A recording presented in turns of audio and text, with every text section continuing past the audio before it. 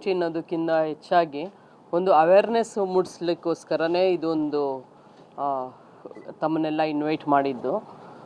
ಭಾಳಷ್ಟು ದಿವಸದಿಂದ ಇತ್ತು strict implementation of varying helmet ಅನ್ನೋದು ತುಂಬ ಜನಕ್ಕೆ ಭಾವನೆ ಇದೆ ಬಳ್ಳಾರಿಯಲ್ಲಿ ಹೆಲ್ಮೆಟ್ ಆಗೋ ಅವಶ್ಯಕತೆ ಇಲ್ಲ ಅಂಥೇಳಿ. ಆ ಥರ ಯಾವುದೇ ರೀತಿ ವಿನಾಯಿತಿ ಇಲ್ಲ. ಸೊ ಬಿಸಿಲುಗಾಲದಲ್ಲಿ ಅದೊಂದು ಎಕ್ಸ್ಕ್ಯೂಸ್ ಹೇಳ್ತಾಯಿದ್ರು, ತುಂಬ ಬಿಸಿಲು ಇರೋದ್ರಿಂದ ಹೆಲ್ಮೆಟ್ ಹಾಕ್ಲಿಕ್ಕೆ ಆಗಲ್ಲ ಅಂಥೇಳಿ.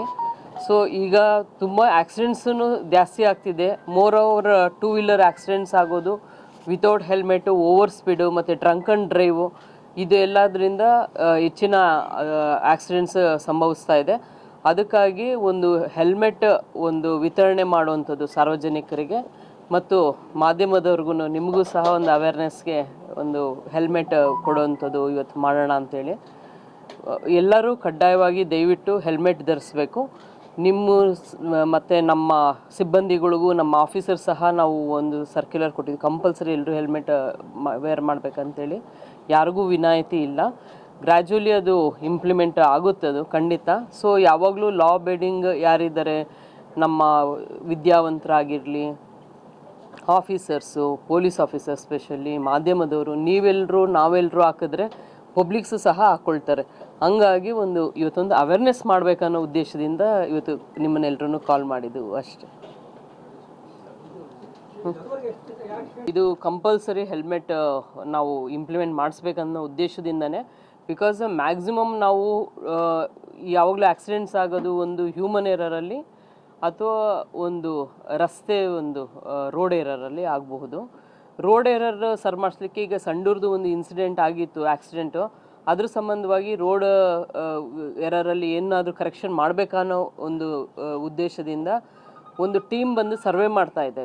ಅಲ್ಲಿ ಸರ್ವೆ ಮಾಡಿ ಅವರು ರಿಪೋರ್ಟ್ ಕೊಡ್ತಾರೆ. ಅದ ನಂತರ ನಾವು ಒಂದು RTO ಒಂದು ಮೀಟಿಂಗ್ ಇರ್ತದೆ, ಅದರಲ್ಲಿ ಇಟ್ಬಿಟ್ಟು ನಾವು ಅದೇನು ಸರಿಪಡಿಸ್ಬೋದು ಅದನ್ನು ಮಾಡಿಸ್ತೀವಿ. ನಾವು ಜಿಲ್ಲಾಧಿಕಾರಿಯವರು ಸಹ ಹೇಳಿದ್ದಾರೆ, ಅದೇನು ರಿಪೋರ್ಟ್ ಕೊಡ್ತಾರೆ ಅದನ್ನು ಇಂಪ್ಲಿಮೆಂಟ್ ಮಾಡೋಣ ಅಂಥೇಳಿ. ಇನ್ನೊಂದು ಹ್ಯೂಮನ್ ಎರರ್, ಅದರಲ್ಲಿ ಓವರ್ ಸ್ಪೀಡ್ ಮಾಡ್ತಾರೆ ಕೆಲವರು, ಡ್ರಂಕ್ ಆ್ಯಂಡ್ ಡ್ರೈವ್ ಇರುತ್ತೆ. ಈ ಥರ ಇದಕ್ಕೆ ಕಡಿವಾಣ ಏನು ಹಾಕಬೇಕು ಅಂತ ಹೇಳ್ಬಿಟ್ಟು ಈವನ್ನು ಮೈನಿಂಗ್ ಲಾರೀಸ್ದು ಮೊನ್ನೆ ನಾನು DC ಸರ್ ಒಂದು ವಿಸಿಟ್ ಮಾಡ್ದೋ, RTO ಆಫೀಸಲ್ಲೂ ಸಹ ವಿಸಿಟ್ ಮಾಡ್ದೋ. ಸ್ಪೀಡ್ ಲಿಮಿಟ್ ಹೆಂಗೆ ನಾವು ಫಿಕ್ಸ್ ಮಾಡಬೇಕು ಮೈನಿಂಗ್ ವೆಹಿಕಲ್ಸ್ಗೆ, ಅದ್ರ ಬಗ್ಗೆನೂ ಭಾಳಷ್ಟು ಚರ್ಚೆ ಮಾಡಿದ್ವಿ RTO ಆಫೀಸರ್ಸ್ ಜೊತೆಲಿ ಎಲ್ಲ. ಅದಕ್ಕೆ ಅವರು ಸ್ಪೀಡ್ ಗವರ್ನರ್ ಇರುತ್ತೆ, ಅದನ್ನು ಮಾಡ್ಬೋದು. ಮತ್ತು ಈ KSRTCಲಿ ಒಂದು ಸ್ಪೀಡ್ ಲಿಮಿಟ್ ಮಾಡಿರ್ತಾರೆ, ಅಂದರೆ ಎಕ್ಸ್ಲೇಟ್ರಲ್ಲಿ ಪೂರ್ತಿ ಎಕ್ಸ್ಲೇಟ್ರು ಅಮುಕ್ಲಿಕ್ಕಾಗಲ್ಲ, ಆ ಥರ ಒಂದು ಸಿಸ್ಟಮಲ್ಲಿ ಅದು ಅಳವಡಿಸ್ಬೇಕು ಅಂದ್ಬಿಟ್ಟು RTO ಆಫೀಸರ್ಸ್ ಜೊತೆಯಲ್ಲಿ DC ಸರು ಮತ್ತು ನಾನು ಸಹ ಚರ್ಚೆ ಮಾಡಿದ್ದೀವಿ. ಸೊ ಒಂದು ಪಾರ್ಟ್ ಅದು. ಇನ್ನೊಂದು part two wheeler accidents most of the two wheeler accident ಆದಾಗ ವಿದೌಟ್ ಹೆಲ್ಮೆಟಿಂದನೇ ಜಾಸ್ತಿ ಅಪಘಾತಗಳು ಸಂಭವಿಸುತ್ತೆ. ಹಂಗಾಗಿ ಇದೊಂದು ಅವೇರ್ನೆಸ್ ಪ್ರೋಗ್ರಾಮು ಇನಿಷಿಯೇಟ್ ಮಾಡಲೇಬೇಕು. ಏಕೆಂದರೆ ಯಾರೂ ಮಾಡೋಕ್ಕಾಗಲ್ಲ, ಅಥವಾ ನಾವು ಯಾರಾದರೂ ಮಾಡಲಿಲ್ಲ, ಅಥವಾ ನೀವು ಯಾರಾದ್ರು ಮಾಡಲಿಲ್ಲ ಅಂದರೆ ಸಾರ್ವಜನಿಕರು ಅವರೂ ನೆಗ್ಲೆಕ್ಟ್ ಮಾಡ್ತಾರೆ. ಸೊ ನಿಮ್ಮೆಲ್ಲರ ಸಹಕಾರ ಇರಲಿ, ನಿಮ್ಮೆಲ್ಲರೂ ಸಹಕಾರದಿಂದ ಅದನ್ನು ಕಂಪಲ್ಸರಿ ಇಂಪ್ಲಿಮೆಂಟ್ ಮಾಡೋಣ. ಅಂಥದ್ದು ಇದುವರೆಗೂ ಯಾವುದೂ ನನ್ನ ಬಂದಾಗಿಂದ ರಿಪೋರ್ಟ್ ಆಗಿಲ್ಲ. ಅದು ನೆಕ್ಸ್ಟ್ ಫ್ಯೂಚರಲ್ಲಿ ಬರುವಂಥ ಪ್ರಾಬ್ಲಮ್ಸ್ ಈಗ ಥಿಂಕ್ ಮಾಡೋದು ಇದಿಲ್ಲ. ಈಗ ಆರಂಭ ಮಾಡ್ತೀವಿ, ಭಾಳ ಚೆನ್ನಾಗುತ್ತೆ. ಎಲ್ಲ ಸೇಮ್ ಹೆಲ್ಮೆಟ್ ಕೊಡ್ತೀವಿ, ಜನಜಾಗೃತಿ ಹೂವು ಕೊಡ್ತೀವಿ, ಎಲ್ಲ ಮಾಡ್ತೀವಿ. ನಂತರ ಅದು ಸ್ಟಾಪ್ ಆಗಿಬಿಡ್ತದೆ. ಯಾರು MLAನೋ MP ನೋ ಮಿನಿಸ್ಟ್ರೋ ಒತ್ತಡಕ್ಕೆ ಅದು ಸ್ಟಾಪ್ ಆಗಿಬಿಡ್ತದೆ. ಮತ್ತೆ ರಸ್ತೆ ಅಪಘಾತ ಆಗ್ತವೆ, ಅಮಾಯಕರು ಸಾಯ್ತಾರೆ, ಇವು ನಡೀತದೆ. ಯಾವುದೋ ಹಿಂದೆ ನಡೆದಿರೋದ್ರ ಬಗ್ಗೆ ನನಗೆ ಗೊತ್ತಿಲ್ಲ. ಈಗ ನೀವು ಹೇಳ್ತಾ ಇರೋದಷ್ಟೇ. ಸಹ ನಾವು ಅವೇರ್ನೆಸ್ ಕೊಟ್ಟಿದ್ದೀವಿ. ಈಗ ಎಲ್ಲ ಕಾಲೇಜ್ಗೂ ನಾವು ಅವೇರ್ನೆಸ್ ಮೂಡಿಸಿದ್ದೀವಿ ಈಗಾಗಲೇ. ಮತ್ತು ಎಲ್ಲ ಕಾಲೇಜವ್ರಿಗೂ ಸಹ ನೋಟಿಸ್ ಇಶ್ಯೂ ಮಾಡಿದೆ, ಕಾಲೇಜವ್ರಿಗೆ, ಸ್ಕೂಲ್ಸ್ಗೆಲ್ಲ. ಲೈಸೆನ್ಸ್ ಬಗ್ಗೆ ಮಾತಾಡ್ತಾ ಇದ್ದೀರಾ?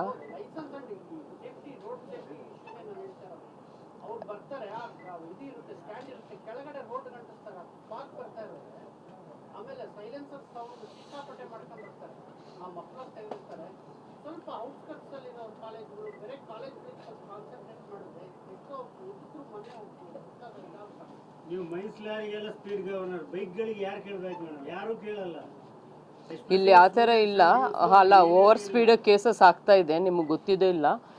ನನ್ನ ಕೇಸಸ್ ಎಷ್ಟಾಗಿದೆ ನಿಮಗೆ ಕೊಡ್ತೀನಿ. ನಾನು IME ಕೇಸಸ್ಸು ಎಷ್ಟು ಹಾಕಿದ್ವಿ ಮತ್ತು ಅದನ್ನು ಲಾಸ್ಟ್ ಟೈಮು ಎಷ್ಟು ಕಮ್ಮಿ ಆಗಿದೆ. ನನಗೆ ಇದ್ದಂಗೆ 58 ಪ್ರಕರಣಗಳು 2023 ಆಗಿತ್ತು ಸಿಟಿಲಿ. ಅದು ರೆಡ್ಯೂಸ್ ಟು 28 ಡೆತ್ಸ್ ಆಗಿದ್ದು 24ಅಲ್ಲಿ. ಅಂದರೆ 58ಇಂದ 28 ಕಮ್ಮಿ ಆಗಿದೆ. ಭಾಳಷ್ಟು ಕೇಸಸ್ ಆಗಿದೆ. ಅದು ನಾನು ನಿಮಗೆ ಕೊಡ್ತೀನಿ IME ಕೇಸಸ್ ಎಷ್ಟು ಹಾಕಿದ್ದಾರೆ ಅಂತೇಳಿ. ನೀವು ಹೇಳಿರೋದು ಎಲ್ಲದೂ ಆಗಿದ್ದಾರೆ. ಓವರ್ ಸ್ಪೀಡ್ ಹಾಕಿದ್ದಾರೆ, ಡ್ರಂಕ್ ಆ್ಯಂಡ್ ಡ್ರೈವ್ ಹಾಕಿದ್ದಾರೆ.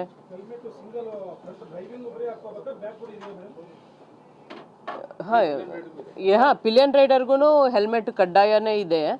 ನಾವು ಇವಾಗ ಸ್ಟಾರ್ಟ್ ಮಾಡ್ತಾ ಇದ್ದೀವಿ, ಇನಿಷಿಯೇಟ್ ಮಾಡ್ತಾ ಇದ್ದೀವಿ. ನೀವು ಪ್ರೋತ್ಸಾಹ ಮಾಡಬೇಕು ಇದಕ್ಕೆ. ಇಲ್ಲ ಇದಾಗಲ್ಲ ಅನ್ನೋ ಥರ ನೀವೇನೇ ಇದು ಮಾಡಿದ್ರೆ ಕಷ್ಟ ಅಲ್ಲ ಇಂಪ್ಲಿಮೆಂಟ್ ಮಾಡೋದು.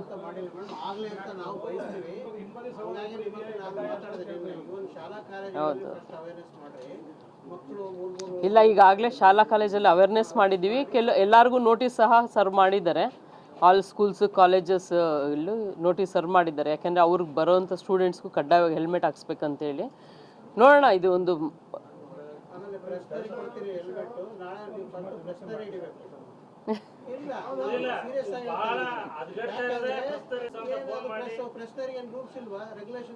ಎಲ್ರಿಗೂ ಮಾಡೋಣ. ಭಾಳ ಖುಷಿ ಆಯಿತು ನೀವು ಎಲ್ರಿಗೂ ಮಾಡಬೇಕು ಅಂತ ಹೇಳಿದ್ರೆ, ಪ್ರೆಸ್ಸರ್ಗೂ ಮಾಡ್ಬೇಕಂದಿದ್ದು ಭಾಳ ಖುಷಿ ಆಯಿತು. ನೋಡಿ, ಬಳ್ಳಾರಿ ಸಿಟಿಲಿ ಲಾಸ್ಟ್ ನಾನು ಹೇಳಿದ್ನಲ್ಲ 2023 52 ಡೆತ್ಸ್ ಆಗಿದೆ. 24ಅಲ್ಲಿ 28 ಡೆತ್ ಆಗಿದೆ. ಸೊ ಇಷ್ಟು ರೆಡ್ಯೂಸ್ ಆಗಿರೋದು ಎಂತಿಗೆ ಅಂದರೆ ಭಾಳಷ್ಟು ಕೇಸಸ್ ಮಾಡಿರೋದ್ರಿಂದ. ಓವರ್ 28 52 ಎಲ್ಲ ನಾನು ನಿಮಗೆ ಒಂದು ಇದು ಕೊಡ್ತೀನಿ, ಈ ಗ್ರೂಪಲ್ಲಿ ಹಾಕ್ತೀನಿ ನಾನು. IME ಪ್ರಕರಣಗಳು ಎಷ್ಟು ದಾಖಲು ಮಾಡಿದ್ದೀವಿ ಮತ್ತು ಎಷ್ಟು ಕೇಸಸ್ ಕಮ್ಮಿ ಆಗಿದೆ 23ಗೂ 24 ಕಂಪೇರ್ ಮಾಡಿದ್ರೆ ಅಂತ. ಈ ವರ್ಷವೂ ಭಾಳಷ್ಟು ನಾವು ಇಂಪ್ಲಿಮೆಂಟೇಷನ್ ಮಾಡ್ತಿದ್ದೀವಿ. ಎಷ್ಟು ಸಾಧ್ಯ ಆಗುತ್ತೋ ಅಷ್ಟು ಕಮ್ಮಿ ಮಾಡಲಿಕ್ಕೆ ನಾವು ಪ್ರಯತ್ನ ಪಡ್ತಾ ಇದ್ದೀವಿ. QR ಕೋಡ್ ಫಾರ್ ಯಾರಿಗೆ? QR ಕೋಡ್ ಎಂತಕ್ಕೆ? ವೆಹಿಕಲ್ಗೆ ಎಂತಕ್ಕೆ QR ಕೋಡ್ ಎಂತಕ್ಕೆ?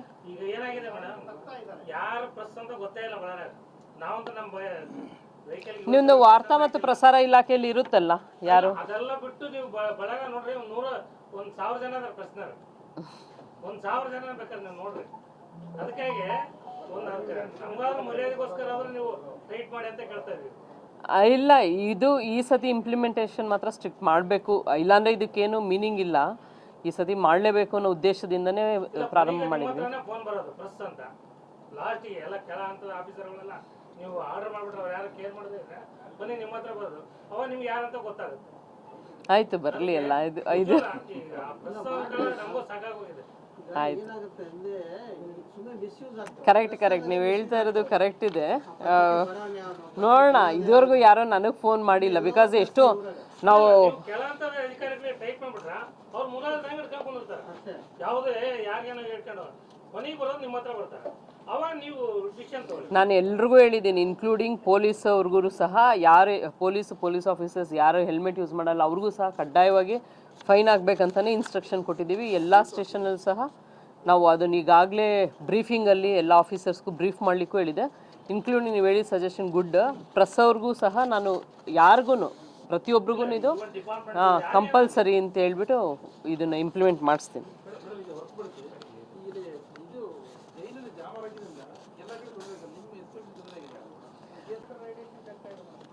ಇಲ್ಲ, ಅದು 5 ಕಿಲೋಮೀಟರ್ ಅಲ್ಲ, 300 ಮೀಟರ್ಸ್ ರೇಡಿಯಸ್ ಅಂತ ಹೇಳ್ತಾರೆ. ಅದು ಆ್ಯಕ್ಚುಲಿ 100 ಮೀಟರ್ಸ್ಗೆ ರಿಡ್ಯೂಸ್ ಮಾಡಿ ಅಂತ ಹೇಳ್ಬಿಟ್ಟು ನಾನು ರಿಕ್ವೆಸ್ಟ್ ಮಾಡಿದ್ದೀವಿ. ಯಾಕಂದರೆ 300 ಮೀಟರ್ಸ್ ಅಂದರೆ ಇದೆಲ್ಲನೂ ಕವರ್ ಆಗೋ ಚಾನ್ಸಸ್ ಇದೆ. ನಮ್ಮ DPO ಎಲ್ಲ ಹೇಳಿ ಸ್ವಲ್ಪ ತೊಂದರೆಗಳಿದೆ, ಇಲ್ಲ ಅಂತ ಹೇಳೋಕ್ಕಾಗಲ್ಲ. ನಾನು ಸಹ ಪತ್ರ ಬರೆದಿದ್ದೀನಿ ಹಿರಿಯ ಅಧಿಕಾರಿಗಳಿಗೆ. ಮತ್ತು ಒಂದು ಥರ್ಡ್ ಪಾರ್ಟಿ ಇನ್ಸ್ಪೆಕ್ಷನ್ ಅಂತ ಹೇಳ್ಬಿಟ್ಟು ಒಂದು ಹೋಗಿ ಇದು ಮುಗಿಸ್ಬಿಡ್ತೀನಲ್ಲ ಮಧ್ಯದಲ್ಲಿ. ಥರ್ಡ್ ಪಾರ್ಟಿ ಇನ್ಸ್ಪೆಕ್ಷನ್ ಅಂತ ಹೇಳಿ ಒಂದು ಇದು ಮೀಟಿಂಗ್ ಮಾಡಬೇಕು. ಆ ಮೀಟಿಂಗಲ್ಲೂ ಸಹ ನಾನು ಇದನ್ನು ಹೇಳ್ಬೇಕು ಅಂದ್ಕೊಂಡಿದ್ದೆ. ಅದು ಇನ್ನೂ ಈಗ ಸ್ಟಾರ್ಟ್ ಆಗಿಲ್ಲ. ಒಂದು ಸತಿ ಡೇಟ್ ಫಿಕ್ಸ್ ಆಗಿತ್ತು, ಕಾರಣಾಂತರದಿಂದ ಅದು ಪೋಸ್ಟ್ಪೋನ್ ಆಯಿತು. ಅದಕ್ಕೆ ನಾನು ಕಮಿಟಿಲಿ ಮೆಂಬರ್ ಇದ್ದೀನಿ. ಅಲ್ಲಿ ಹೋಗಿ ನಾನು ಚೆಕ್ ಮಾಡಿಬಿಟ್ಟು ಏನಿದೆ ನಿಮ್ಮೆಲ್ಲರ ಅಹವಾಲು ಏನಿದೆ, ಈವನ್ ಸಾರ್ವಜನಿಕರು ತುಂಬ ಜನ ನಮಗೂ ಬಂದು ಹೇಳಿದ್ದಾರೆ ತೊಂದರೆ ಆಗ್ತಿದೆ ಅಂತ. ಇದೆಲ್ಲನೂ ನಾನು ಅಲ್ಲಿ ಇದು ಮಾಡ್ತೀನಿ. ನಿಮ್ಮ ಡಿಪಾರ್ಟ್ಮೆಂಟ್ಗೂ ತೊಂದರೆ ಆಗಿದೆ ಇಲ್ಲೂ ಇದೆ, ತೊಂದರೆ ಇಲ್ಲ ಅಂತ ಹೇಳಲಿಕ್ಕಾಗಲ್ಲ. ಇಲ್ಲೂ ಸ್ವಲ್ಪ ಸಮಸ್ಯೆಗಳು ಆಗ್ತಾ ಇದೆ. ಮುಂಚೆಕ್ಕಿಂತ ಸ್ವಲ್ಪ ಕಮ್ಮಿ ಆಗಿದೆ, ಯಾಕೆಂದರೆ ಒಂದು ಸತಿ ಕರೆಸಿದ್ದೆ ನಾನು, ಕರೆಸಿ ಒಂದು ಸತಿ ಎಲ್ಲ ಚೆಕ್ ಮಾಡಿದರು. ಅದಾದಮೇಲೆ ಸ್ವಲ್ಪ ಮಟ್ಟಕ್ಕೆ ಕಮ್ಮಿ ಆಗಿದೆ, ಬಟ್ ತೊಂದರೆ ಅಂತೂ ಇದೆ. ಥರ್ಡ್ ಪಾರ್ಟಿ ಇನ್ಸ್ಪೆಕ್ಷನ್ ಮೀಟಿಂಗ್ ಇರುತ್ತೆ, ಅದರಲ್ಲಿ ನಾನು ಇದನ್ನೆಲ್ಲ ಪ್ರಸ್ತಾಪ ಮಾಡ್ತೀನಿ.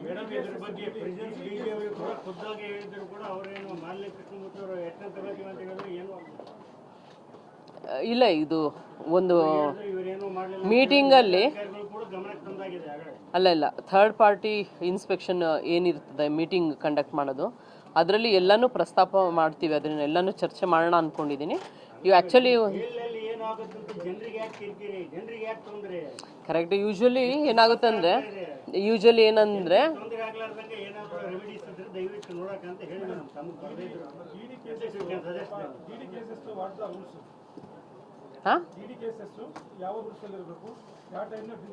ಯಾವ ಟೈಮಲ್ಲೂ ಡ್ರೈವಿಂಗ್ ಮಾಡೋರು ಡ್ರಿಂಕ್ ಮಾಡಿ ಬರೋಂಗಿಲ್ಲ.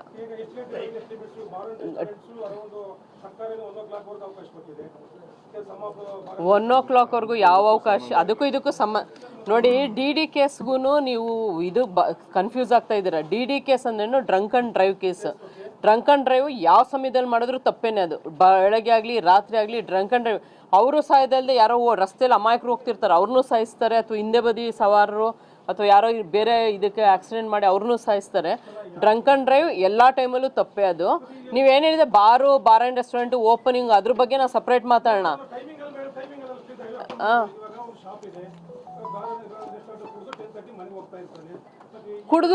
ಕುಡ್ದು ಮನೆಗೆ ಹೋಗೋದು ತಪ್ಪಲ್ಲ ರೀ, ಡ್ರೈವಿಂಗ್ ತಪ್ಪು. ಡ್ರಂಕ್ ಆ್ಯಂಡ್ ಡ್ರೈವ್ ಅದನ್ನೇ ಅಲ್ವಾ ಈಗ ಹೇಳ್ತಾ ಇರೋದು ನಾನು. ಡ್ರಂಕ್ ಆ್ಯಂಡ್ ಡ್ರೈವ್ ಮಾಡಬಾರ್ದು ಅಂತಾನೆ ಹೇಳ್ತಿರೋದು.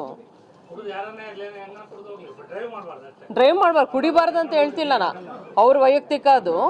ಬಟ್ ಕುಡಿದು ಡ್ರೈವಿಂಗ್ ಮಾಡಬಾರ್ದು ಅದು.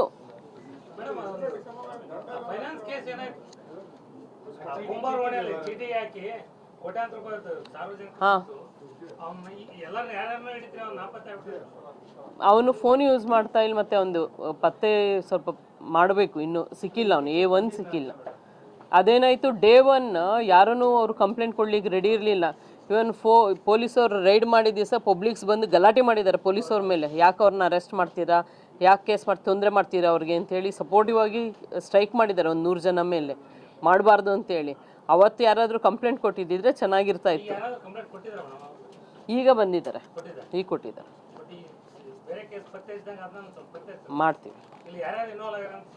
ಮಾಡ್ತೀವಿ ಖಂಡಿತ ಮಾಡ್ತೀವಿ.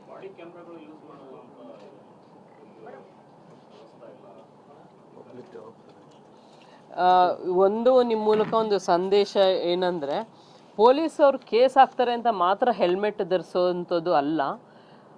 ಹೆಲ್ಮೆಟ್ ನಿಮ್ಮ ವೈಯಕ್ತಿಕ, ನಿಮ್ಮ ಸೇಫ್ಟಿಗಾಗಿ ಮತ್ತು ನಿಮ್ಮ ಕುಟುಂಬದವರ ಬಗ್ಗೆ ಆಲೋಚನೆ ಮಾಡಿ ಹೆಲ್ಮೆಟ್ ಧರಿಸಿ. ಏನು ಪೊಲೀಸವ್ರಿಗೋಸ್ಕರ ನಮಗೋಸ್ಕರ ಹೆಲ್ಮೆಟ್ ಧರಿಸೋದಲ್ಲ. ನಿಮ್ಮ ತಲೆ ಹುಷಾರಾಗಿಡಬೇಕು, ನಿಮ್ಮ ಪ್ರಾಣ ತುಂಬ ಇಂಪಾರ್ಟೆಂಟು, ನಮಗೂ ನಿಮ್ಮ ಕುಟುಂಬದವ್ರಿಗೂ ಎಲ್ರಿಗೂ ಇಂಪಾರ್ಟೆಂಟು ನಿಮ್ಮ ಪ್ರಾಣ ಸುರಕ್ಷತೆ. ಹಂಗಾಗಿ ಹೆಲ್ಮೆಟ್ ಧರಿಸಿ ಅಂತ ಈ ಮೂಲಕ ನಾನು ವಿನಂತಿ ಮಾಡ್ಕೊಳ್ತೀನಿ.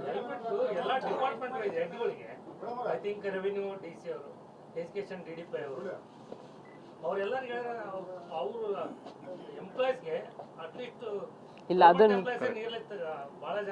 ಇಲ್ಲ ಇದ್ರ ಬಗ್ಗೆನೂ ನಮ್ದು ಆಲ್ರೆಡಿ ಇದ್ದೇವೆ.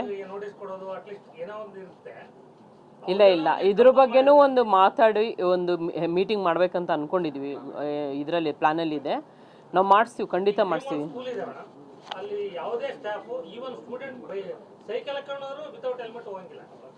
ಇಲ್ಲ ಆಲ್ರೆಡಿ ಸ್ಕೂಲು ಕಾಲೇಜಸ್ಸು ಎಲ್ಲದಕ್ಕೂ ನಾವು ನೋಟಿಸ್ ಸರ್ವ್ ಮಾಡಿದೆ, ಎಲ್ಲರೂ ಕಡ್ಡಾಯವಾಗಿ ಹಾಕಬೇಕು ಅಂತೇಳಿ.